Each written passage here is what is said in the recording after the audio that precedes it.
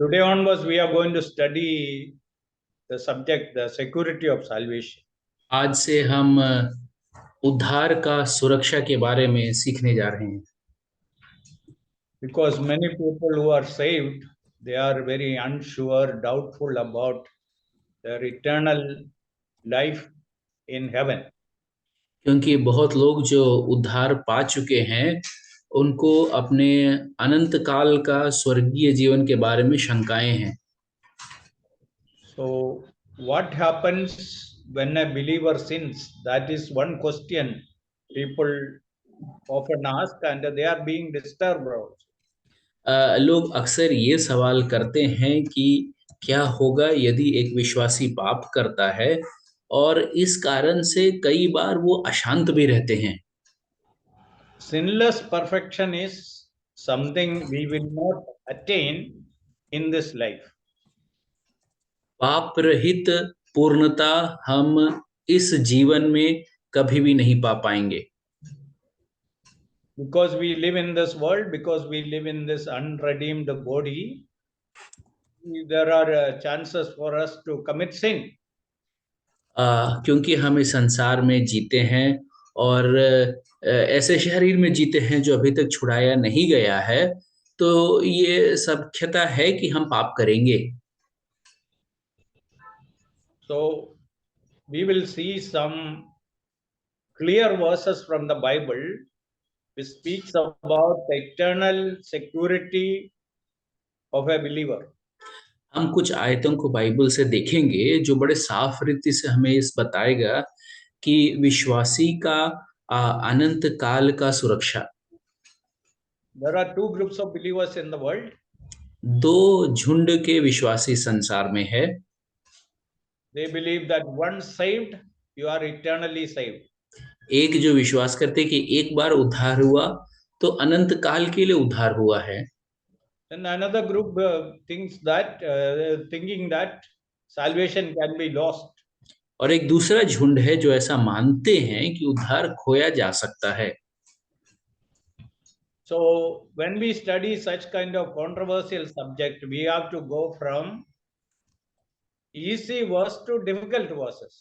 तो इस प्रकार के विवादित भागों को जब हम देखते हैं तो हमें साधारण या आसान आयतों से होकर के कठिन आयतों में जाना चाहिए। Clear to unclear verses. एकदम साफ बताने वाले आयतों से थोड़ा कठिन जो आयतें हैं उनको हम देखेंगे, स्पष्ट और अस्पष्ट। So today we are going to see few verses like that. तो उस प्रकार के हम कुछ आयतों को देखने वाले हैं। How can I know that I am saved and I am saved for eternity? कैसे मैं जान सकता हूं कि मैं बचाया गया हूं और अनंत काल के लिए बचाया गया हूं? So first of all, we will read John 3:16. सबसे पहले हम पढ़ेंगे यूहन्ना 3:16। So each word is important there. हर एक शब्द है जो यहाँ पर है वो मुख्य है। And we read there, God loved us and God gave his only begotten son for us. परमेश्वर ने जगत से ऐसा प्रेम रखा कि उसने अपने इकलौता पुत्र दे दिया। Then those who believe, and the other side is those who do not believe. और एक भाग में जो विश्वास करते हैं और दूसरे भाग में जो विश्वास नहीं करते हैं। So those who believe will have everlasting life, they will never perish. तो जो विश्वास करते हैं उनको अनंत जीवन मिलेगा और उनका नाश कभी भी ना होगा। That means the other side is those who do not believe, they will perish. और उसका दूसरा भाग है कि जो विश्वास नहीं करते हैं वो नाश हो जाएंगे।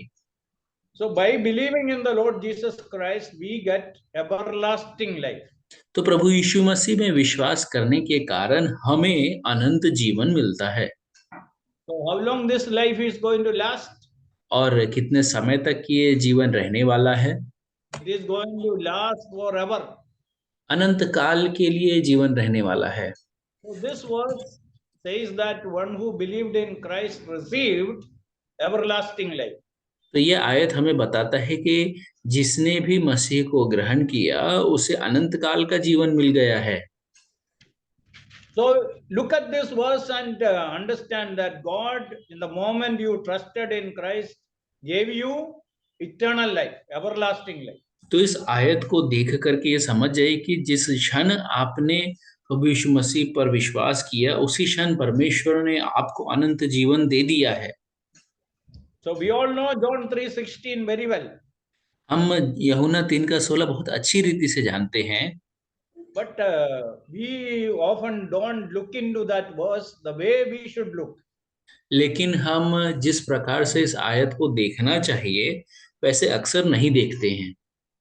So first of all, this verse gives us the assurance, if you trusted in Christ, you received everlasting life.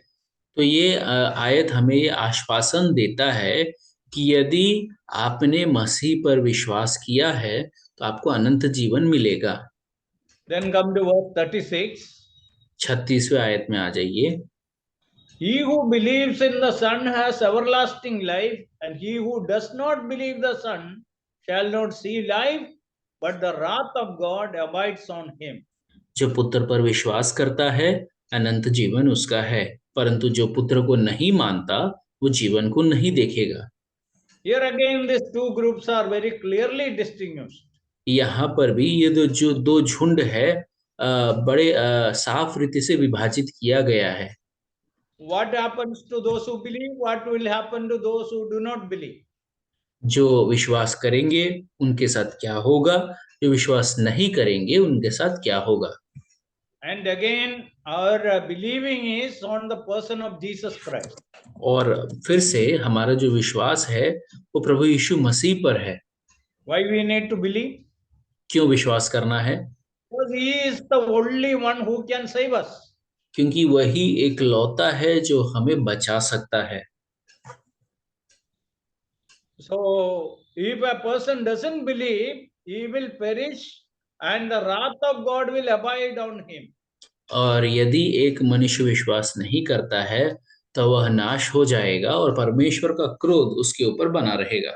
So second verse make it very clear that those who believe, they will have everlasting life. They will never go to the wrath of God. और दूसरा जो आयत हमने पढ़ा 36वां आयत तो बड़ा साफ कर देता है कि जो विश्वास करते हैं अनंत जीवन उसका है और वो कभी भी परमेश्वर के क्रोध को नहीं देखेंगे। So wrath of God will come only on those who did not believe in Christ. परमेश्वर का क्रोध उन्हीं पर आएगा जिसने परमेश्वर पर विश्वास नहीं किया। So again this verse is very clear. तो फिर से ये आयत बड़ा साफ है। Now we come to chapter 10 verse 28 and 29. फिर हम 10वें अध्याय उसके 28 और 29 में आ जाते हैं। This verse is very, very powerful, very encouraging.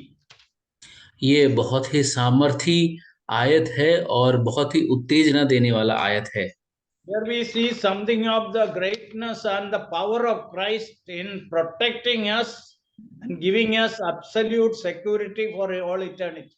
परमेश्वर प्रभु यीशु मसीह के महानता को और सामर्थ्य को ये आयत बताता है।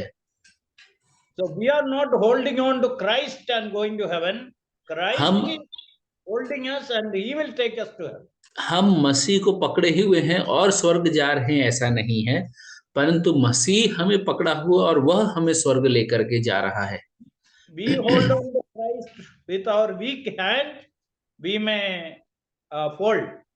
यदि हम मसीह को पकड़ेंगे तो हमारे कमजोर हाथों से ऐसा हो सकता है कि हम गिर जाएं। But he is holding us with his mighty hand.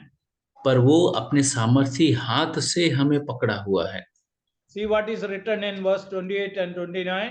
28 और 29 में क्या लिखा है जरा देखें।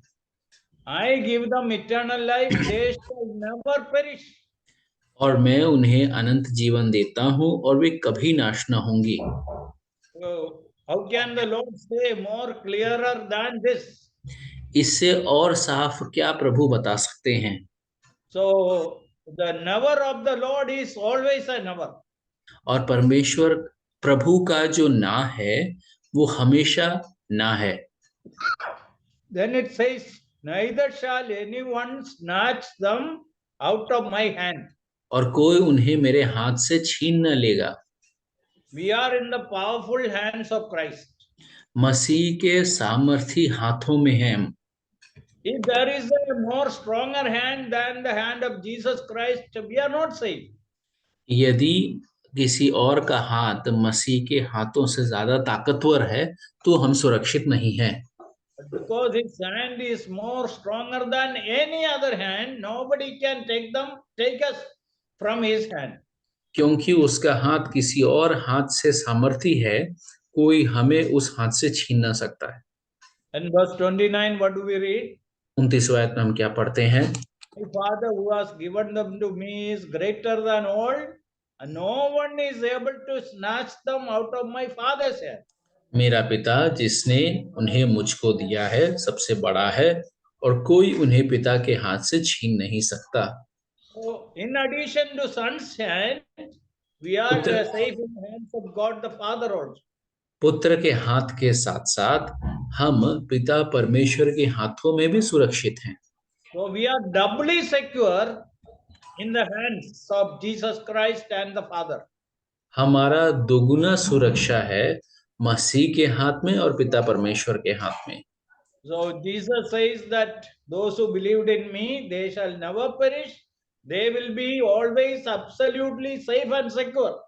तो प्रभु यीशु ने कहा कि जो मुझ पर विश्वास करते हैं वो कभी नाश ना होंगे और वो हमेशा सुरक्षित रहेंगे। And this is a very powerful verse in the Bible. और ये बाइबल में एक बहुत सामर्थी एक आयत है। How Jesus saves and how he protects us in this world. कैसे मसीह बचाता है और कैसे हमें सुरक्षित रखता है। So this is an important verse which we should not forget. और ये एक महत्वपूर्ण आयत है और हमें भूलना नहीं चाहिए। When people ask us and tell us that salvation can be lost, just open your Bible and show them this verse. जब लोग कहते हैं कि उद्धार खो सकता है तो बाइबल खोल करके इन आयतों को जरा दिखाइए। Now we come to chapter 6 verse 37. अब हम 6ठे अध्याय के 37वें आयत में आ जाते हैं। All the Father gives me will come to me, and the one who comes to me, I will in no means cast them out. जो कुछ पिता मुझे देता है वह सब मेरे पास आएगा, उसे मैं कभी न निकालूंगा। देखो how clear this verse is. कितना साफ ये आयत है। By no means I will cast them out. और किसी कारणवश मैं उसे ना निकालूंगा। So once Jesus received a person, एक बार यीशु ने यदि किसी को ग्रहण कर लिया है and he has received him eternally, तो वो उसे अनंत काल के लिए ग्रहण किया है। so I can give an example, a person joining in the army. मैं एक उदाहरण दे सकता हूँ। आर्मी में ज्वाइन करने वाला कोई मनुष्य, And once he joined in the army, he is part of the army, he is in the army. एक बार सेना में भर्ती होने के बाद वो सेना का भाग है और सेना का मनुष्य है। There is no need to renew his enrollment again and again. और उसका जो नामांकन है उसको नवीनीकृत बार बार करने की जरूरत नहीं है। So same way Jesus says, those who have come to me, I will in no way cast them out. ठीक उसी प्रकार से मसीह कहते हैं कि जो मेरे पास आएगा मैं उसे कभी न निकालूंगा।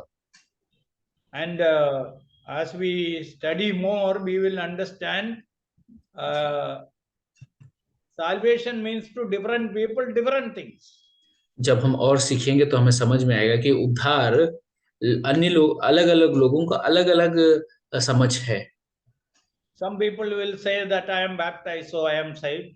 कुछ लोग कहेंगे कि क्योंकि मेरा बपतिस्मा हुआ है मैं बचाया गया हूँ। And some people will say I am with a modern group, so I am saved. कुछ लोग बोलेंगे कि मैं आज के युग के झुंड के साथ हूँ इसलिए मैं बचाया गया हूँ। Some people will say that Jesus saved me from a fatal disease, so I am saved.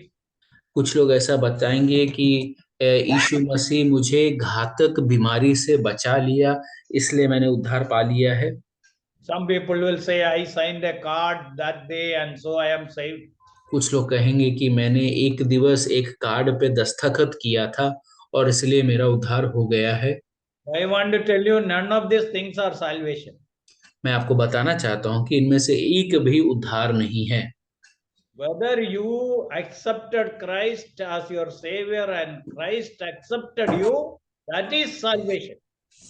यदि आपने मसीह को ग्रहण किया है और मसीह ने आपको ग्रहण कर लिया तो ही आपका उद्धार हुआ है। And that should be done with full knowledge. और पूरे ज्ञान के साथ ये किया जाना चाहिए। You need to know who you are and who Christ is. आपको ये जानना जरूरी है कि आप कौन हैं और मसीह कौन है। You need to know who this Christ is, what he can do for me. आपको ये जानना जरूरी है कि ये मसीह कौन है और मेरे लिए वो क्या कर सकता है। Then only you need to believe in Christ. तभी आपको मसीह पर विश्वास करने की जरूरत है। So those who believed like that, Jesus is assuring, those who have come to me, I will never cast them out. जिन्होंने इस प्रकार से विश्वास किया है, यीशु मसीह उनको ये विश्वास दिलाता है कि मैं तुम्हें कभी न निकालूंगा। Now we will read two verses, Romans chapter 8, more than two verses, chapter 8, Romans 8, 35. हम कुछ आयतों को पढ़ेंगे, रोमियो उसका 8वां अध्याय 35वां आयत से लेकर के। Here Paul is saying, what can separate us from the love of Christ? यहाँ पर पौलुस कहता है, मसीह के प्रेम से हमें कौन अलग कर सकता है। So he is asking a question and giving a big list of things. वो एक सवाल करता है और बड़ा एक लिस्ट दे रहा है उसके बाद। And he's given some 16 items and says none of these things or any other living thing can separate us from the love of Christ. वो कुछ 16 बातों के बारे में बता रहा है और कह रहा है कि ये इनमें से कोई भी चीजें हमें मसीह के प्रेम से अलग नहीं कर सकता है। So 35 to 39 he says 16 things, naming 16 things and saying none of these things can separate me from the love of Christ. यहाँ पर 35 से लेकर 39 में वो लगभग 16 चीजों का नामांकन कर रहा और कह रहा है कि इनमें से कोई भी चीज हमें मसीह के प्रेम से अलग नहीं कर सकता है। When we received, we entered into a love relationship with Christ. जब हमने उसको ग्रहण किया तो हम प्रेम के संबंध में आ गए हैं। That love grows every day. और वो जो प्रेम है हर दिन बढ़ता जाता है। So after many years of Christian life, Paul says nothing can separate us from the love of Christ. कई सालों के मसीह जीवन के बाद प्रेरित पौलुस कहता है कि कुछ भी मसीह के प्रेम से हमें अलग ना कर सकेगा। Now we will read another verse from Jude, the book of Jude. हम यहूदा के पुस्तक से एक और आयत को पढ़ेंगे।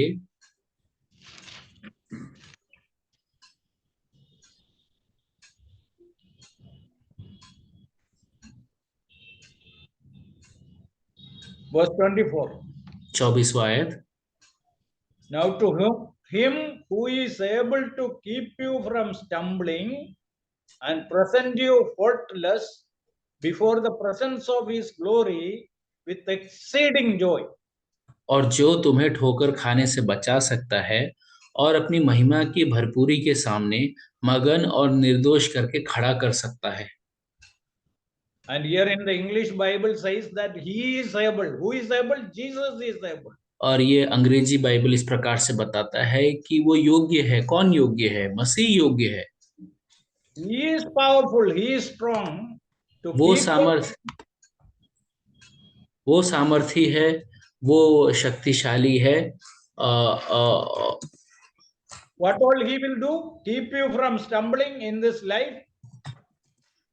और वो क्या क्या कर सकता है? आपको गिरने से बचा सकता है। Then present you faultless before the presence of his glory with exceeding joy.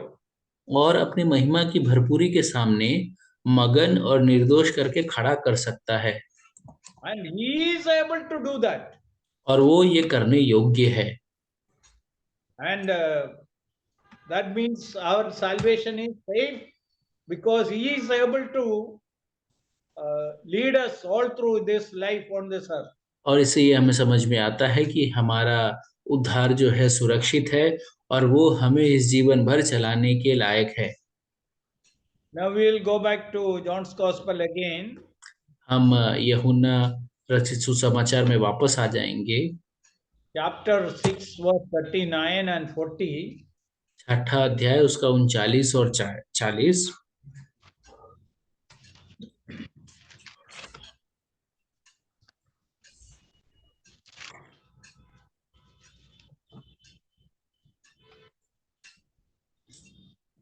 और मेरे भेजने वाले की इच्छा यह है कि जो कुछ उसने मुझे दिया है उसमें से मैं कुछ न खोऊं, परंतु उसे अंतिम दिन फिर जिला उठाऊं, क्योंकि मेरे पिता की इच्छा यह है कि जो कोई पुत्र को देखे और उस पर विश्वास करे वह अनंत जीवन पाए, और मैं उसे अंतिम दिन फिर जिला उठाऊंगा। So here again Jesus is saying some definite things. और यहाँ पर फिर से प्रभु यीशु कुछ निश्चित बातों के बारे में बता रहे हैं। He speaks about the disciples and people who believed in him, and वो he says some of them will be lost. वो शिष्यों को और जो लोग उस पर विश्वास किए उसके बारे में बता रहे कि एक भी खोया नहीं जाएगा। Then verse 40 he says that all those who see the Son and believes in him should have everlasting life. This is the will of my Father. और 40वें आयत में वैसा कहता है कि जो कोई पुत्र को देखे और उस पर विश्वास करे वो अनंत जीवन पाए, और ये पिता की इच्छा है। To see him, again what I said, to know who Christ is, that is seeing him. और उसको देखना मतलब मसीह कौन है ये जानना, इसको मसीह को देखना कहा गया है। It's not by just simply seeing him, just like we see other people. अन्य लोगों को देखने के समान उसको देखना, ऐसा है उसका तात्पर्य नहीं है। And God expects every person to examine the life of Christ. और परमेश्वर ये चाहता है कि हर एक मनुष्य मसीह के जीवन का परीक्षण करे। And what are the wonderful qualities in him? और उसके भीतर जो आश्चर्यजनक खास बातें हैं उसको देखे। And finally, recognizing that this Christ alone can save me, then you trust in him.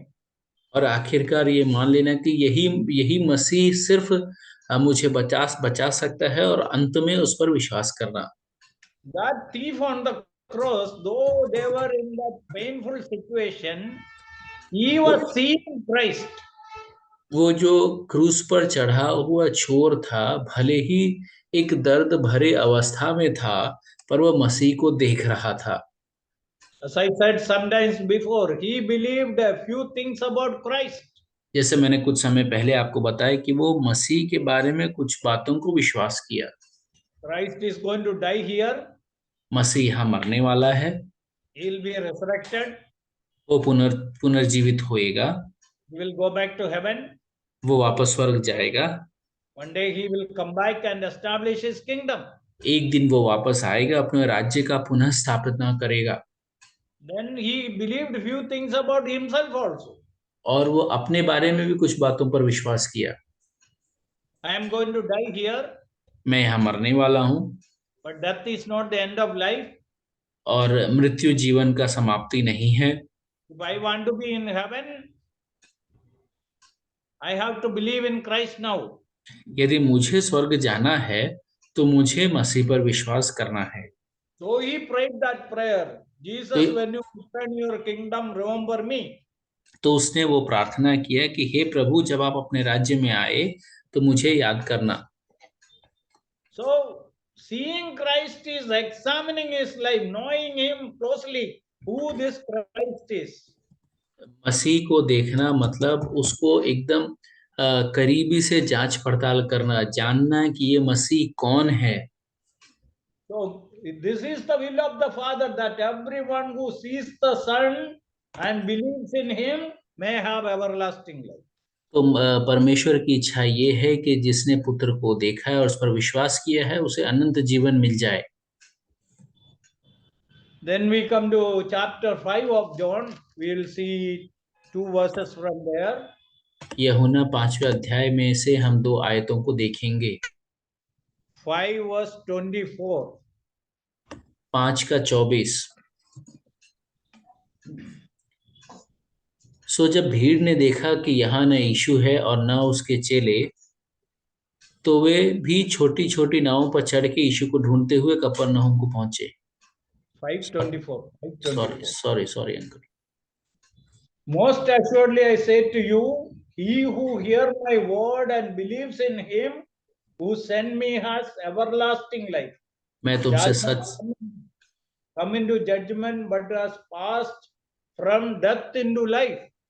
मैं तुमसे सच सच कहता हूँ, जो मेरा वचन सुनकर मेरे भेजने वाले की प्रतीति करता है, अनंत जीवन उसका है और उस पर दंड किया गया नहीं होती, परंतु वह मृत्यु से पार होकर जीवन में प्रवेश कर चुका है। And he will not come to judgment. और वो न्याय में नहीं आएगा। Then he is already passed from death to life. और वो मृत्यु से पार होकर जीवन में प्रवेश कर चुका है। So already we are out. We are delivered from the judgment. पहले ही अभी ही हम तो दंड से बचाए जा चुके हैं।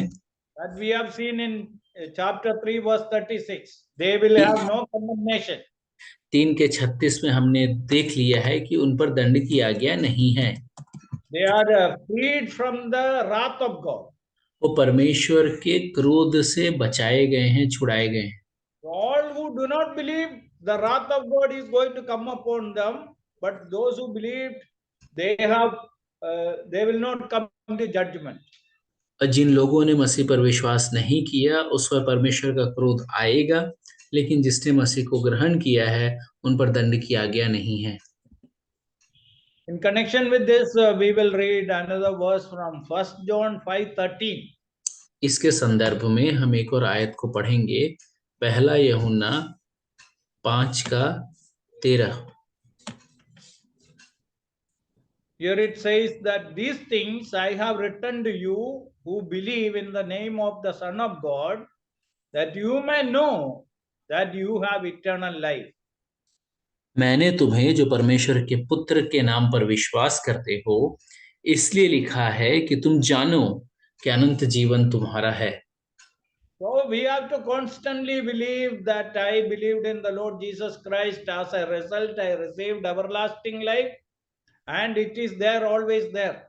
तो हमें निरंतर याद रखना है कि मैंने प्रभु यीशु मसीह पर विश्वास किया है और मुझे अनंत जीवन मिल गया है। So in all these verses, it's very clear we received everlasting life because of God and his power and his greatness, Jesus and his might, and because we are saved, because we are in the hands of God, we are saved for eternity. और इन सारे आयतों से हमें ये समझ में आ जाता है कि परमेश्वर और परमेश्वर के सामर्थ्य के कारण, यीशु मसीह पर विश्वास करने के कारण हम अनंत काल के लिए बचाए गए हैं। And we will read a few more verses, and today we will close with that. कुछ और आयतों को पढ़ करके आज हम समाप्त करेंगे। Colossians 1:13. कुलुस्सियों 1 का 13। What happened when we believed? हम जब विश्वास करते हैं तो क्या होता है? उसी ने हमें अंधकार के वश से छुड़ाकर अपने प्रिय पुत्र के राज्य में प्रवेश कराया। Okay. So he has delivered us from the power of darkness and transferred us into his kingdom. उसने हमें अंधकार के वश से छुड़ाया है और प्रिय पुत्र के राज्य में प्रवेश कराया है। So there are only two kingdoms according to this verse. इस आयत के हिसाब से 2 प्रकार के राज्य हैं, Kingdom of darkness and kingdom of Jesus Christ. ज्योति का राज्य और अंधकार का राज्य और प्रभु यीशु मसीह का राज्य। So Jesus' kingdom is kingdom of light. और यीशु मसीह का जो राज्य है वो ज्योति का राज्य है। So before our salvation, we were part of Satan's kingdom, but at the time we believed, Jesus took us out from the kingdom of darkness, transferred us to his kingdom. उद्धार पाने से पहले हम शैतान के राज्य के थे। जब मसीह को ग्रहण किया तो यीशु मसीह ने उस राज्य से निकाल करके अपने राज्य में प्रवेश करा दिया। Positionally, all the believers are in the kingdom of Jesus Christ. Position Static. स्थितिगत रूप से यदि देखा जाए तो सभी विश्वासी मसीह के राज्य में हैं। But we live our life on this earth. हम इस संसार में जीवन जी रहे हैं। I explain this verse like this. मैं इस आयत को इस प्रकार से समझाता हूँ। The American president is the only one qualified to sit on that presidential chair for 4 years. America का जो प्रेसिडेंट है वो ही एकमात्र योग्य मनुष्य है जो कि उस राष्ट्रपति पद की जो कुर्सी है उस पर बैठ सके। Even if he is not there, nobody will sit on that chair. वहां भले ही वो वहां पर न हो लेकिन उस कुर्सी पर कोई नहीं बैठेगा। So that is the president's chair. वो राष्ट्रपति का कुर्सी है। For 4 years he is qualified to sit in that chair. 4 साल वो उस कुर्सी पर बैठने के योग्य है। But all the time he is not there. लेकिन पूरे समय वो उस कुर्सी पर नहीं है। So he will travel to different parts of the world. संसार के अलग अलग भागों में वो यात्रा करते हैं। But he is the one who is occupying that chair. लेकिन वही है जो उस कुर्सी पर हक है। But unfortunately it is only for 4 years. पर दुखद बात यह है कि सिर्फ ये 4 साल के लिए है। But God has taken us to his kingdom permanently, eternally. लेकिन प्रभु यीशु ने परमेश्वर ने हमें अपने राज्य में हमेशा के लिए लेके गया है। Though we live here in this world, positionally we are seated in the kingdom of his dear son. भले ही हम इस संसार में जीते हैं लेकिन स्थितिगत रूप से हम उसके पुत्र के राज्य में हैं। So when we make some mistake, God doesn't push us out from his kingdom. तो यदि हम कुछ गलतियां करते हैं तो परमेश्वर हमें अपने राज्य से धक्का मार के नहीं निकालता है। Just like we discipline our children, God will discipline us. जैसे हम अपने बच्चों को अनुशासित करते हैं वैसे परमेश्वर भी हमें अनुशासित करता है। And we don't push out our children from our home when they make mistakes. जब हमारे बच्चे गलती करते हैं तो हम उन्हें धक्का मारकर अपने घर से नहीं निकालते हैं। God is the better father than all of us. परमेश्वर हम हर एक पिताओं से अच्छा परमेश्वर है। So we are permanently in the kingdom of Christ. हम अनंत काल के लिए मसीह के राज्य में हैं। Then we read in Ephesians 2:4-7 that we are seated in the heavenlies. इफिसियों 2:4-7 में हम ये पढ़ते हैं कि हमें स्वर्गीय स्थान में बिठाया गया है। So God has taken us out from sin and put us in the heavenly places. परमेश्वर ने हमें पाप में से निकाल करके स्वर्गीय स्थान पर बिठाया है। Let us see that word. हम उन आयतों को देखेंगे।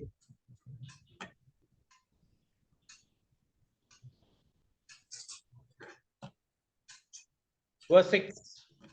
छठा आयत। And chapter 2 verse 1 says we were dead in trespasses and sins, but when we come down to verse 6 it says he raised us up together and made us to sit together in the heavenly places in Christ Jesus. पहले आयत में लिखा है कि हम अपराधों और पापों के कारण मरे हुए थे, उसने हमें जिलाया, और जब छठे आयत में हम आते हैं तो मसीह यीशु में उसके साथ उठाया और ये स्वर्गीय स्थानों में उसके साथ बैठाया। Not only we are seated in the heavenlies, we are seated in Christ. हम इतना ही नहीं कि स्वर्गीय स्थान में बैठाए गए हैं, पर मसीह यीशु में बैठाए गए हैं। So we are all in the heavens positionally. तो स्थितिगत रूप से हम सब स्वर्गीय स्थान में हैं। Okay, we'll read one more verse. एक और आयत को पढ़ेंगे।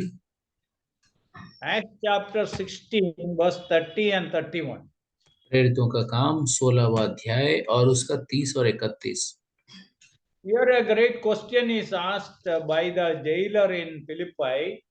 यहाँ पर फिलिपी में जो कारागृह को देखने वाला था, उसने एक बहुत बड़ा सवाल किया। He asked, what should I do to be saved? उद्धार पाने के लिए मैं क्या करूं, उसने पूछा। Because during the daytime, when Paul was arrested and taken to the jail, when he was questioned, Paul definitely explained what is salvation, who is Jesus Christ, everything explained to this man very clearly. जब दिन में पौलुस को पकड़ करके बंदी गृह में डाला गया, तो ये तय है कि पौलुस ने उद्धार क्या है और किस किन के द्वारा उद्धार मिल सकता है, ये सब जरूर बताया होगा। So when the earthquake took place, he asked this question to Paul. तो जब भूकंप हुआ तो ये सवाल उसने पौलुस से किया। And verse 30, he asked this question, what must I do to be saved? उद्धार पाने के लिए मैं क्या करूं, 30वां आयत में उसने ये सवाल किया। And verse 31, believe in the Lord Jesus Christ and you shall be saved. 31वां आयत, प्रभु यीशु मसीह पर विश्वास कर तो तू और तेरा घराना उद्धार पाएगा। He did not say that join our group, उसने ये नहीं कहा कि हमारे झुंड में जुड़ जाओ, take baptism, बपतिस्मा ले लो, leave your religion and come to our religion. अपने धर्म को छोड़ के मेरे धर्म में आ जाओ। He didn't say any of those things. ऐसी कोई भी बातें उसने नहीं बताई। He said, you believe in the Lord, because already Christ was introduced there. And he said, you believe in the Lord Jesus Christ, you shall be saved. क्योंकि प्रभु यीशु मसीह का के बारे में पहले से ही बता रखा था, तो उसने कहा कि प्रभु यीशु मसीह पर विश्वास करो तो तू और तेरा घराना उद्धार पाएगा। Then of course one more verse and we will close. एक और आयत को पढ़ करके हम समाप्त कर देते हैं। Romans chapter 10 verse 10 to 13. रोमी 10 से लेकर 13।